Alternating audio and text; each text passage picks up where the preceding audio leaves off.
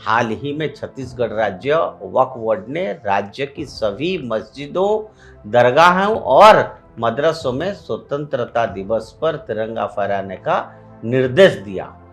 यह कदम न केवल देशभक्ति को बढ़ाया देता है, बल्कि यह संदेश भी देता है कि भारतीय मुस्लिम भी इस देश की मिट्टी की उतने ही सच्चे सपूत है जितने कोई और भी है। तभी कांग्रेस के सांसद तारिफ अनवर मैदान में उतरते हैं और कहते हैं, I will quote, I believe all this is nonsense, I unquote. अब भाई, तिरंगा फहराना अगर नॉनसेंस है तो फिर सेंस किस में है और किसको कहा जाता है भाई, ये समझा दीजिए देशवासी को।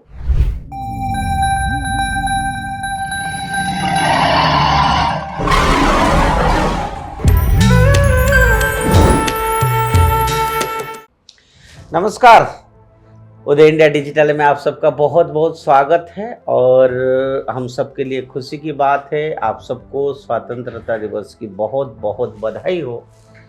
और स्वतंत्रता दिवस का तिरंगा भारत के हर नागरिक के लिए गर्व और एक एकता का प्रतीक है। यह वह ध्वज है जिसके नीचे हिंदू, मुस्लिम, सिख, ईसाई सबने मिलकर आजादी की लड़ाई लड़ी। लेकिन जब बात आती है कि देश की हर नागरिक, हर संस्था, हर धार्मिक स्थल पर यह तिरंगा फहराया जाए तो अचानक कांग्रेस के कुछ नेताओं को यह बातें बुरा लगने लगता है। हाल ही में छत्तीसगढ़ राज्य वक्फ बोर्ड ने राज्य की सभी मस्जिदों, दरगाहों और मदरसों में स्वतंत्रता दिवस पर तिरंगा फहराने का निर्देश दिया। यह कदम न केवल देशभक्ति को बढ़ाया देता है, बल्कि यह संदेश भी देता है कि भारतीय मुस्लिम भी इस देश की मिट्टी की उतने ही सच्चे सपूत है जितने कोई और भी है। लेकिन तिरंगे के सामने कांग्रेस की हालत देखिए, जैसे किसी बिल्ली को दूध से डर लगता हो और जैसे कि ये तिरंगा भाजपा का हो। छत्तीसगढ़ वक्फ बोर्ड कहता है मस्जिदों, दरगाहों और मदरसों के स्वतंत्रता दिवस पर तिरंगा फहराओ। सुनने में कितना अच्छा लगता है, खुशी होती है मन में।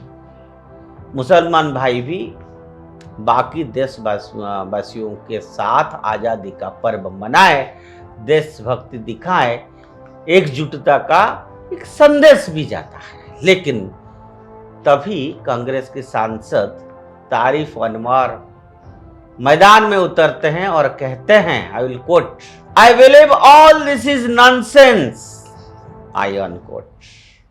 अब भाई, तिरंगा फहराना अगर नॉनसेंस है तो फिर सेंस किस में है और किसको कहा जाता है भाई, ये समझा दीजिए देशवासी को। शायद वही पुरानी कांग्रेस की माइनॉरिटी कार्ड वाली राजनीति, जिसमें तिरंगा की जगह सिर्फ डर और बंटवारे का झंडा लहराया जाता है। सच बोले तो कांग्रेस की ये बेचैनी समझ में आती है। अगर मुस्लिम समाज तिरंगा के नीचे खड़ा हो गया, खुद को पहले भारतीय मानने लगा, तो फिर उस समाज को कांग्रेस की ठिकापट्टी वाली सेकुलरिज्म की क्या जरूरत। वो दिन कांग्रेस के लिए राष्ट्रीय आपदा होगा, क्योंकि उनका 70 साल पुराना वोट बैंक उसी दिन ढहने लगेगा। कांग्रेस की किताब में एक खास अध्याय है, आई विल कोट इट, मुसलमान को खुश रखो लेकिन आगे मत बढ़ने दो, आई विल अनकोट। और मैं बताऊंगा कैसे। उन्हें बार बार याद दिलाओ कि तुम अलग हो, बाकी देश तुम्हारे खिलाफ है और तुम्हारा रक्षक सिर्फ हम है। इसी डर की आड़ में कांग्रेस ने मुस्लिम समाज को ना शिक्षा में आगे बढ़ने दिया, ना आर्थिक ताकत बनने दी, ना राष्ट्रीय पहचान से उनको जोड़ा, उनको हमेशा अलग रखा। तिरंगा फहराना का मतलब देश में जुड़ना, एकजुट होना, और यही कांग्रेस को खटखटाता है।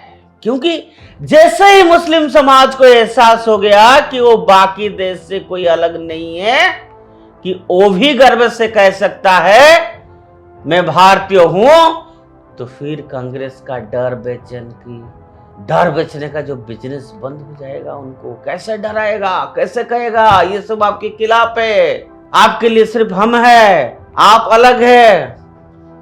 तो मित्रों, तारिक अनवर का बयान कांग्रेस की वही पुरानी चाल उजागर करता है, देशभक्ति को संदिग्ध बनाओ और हर कोशिश को साजिश बताओ।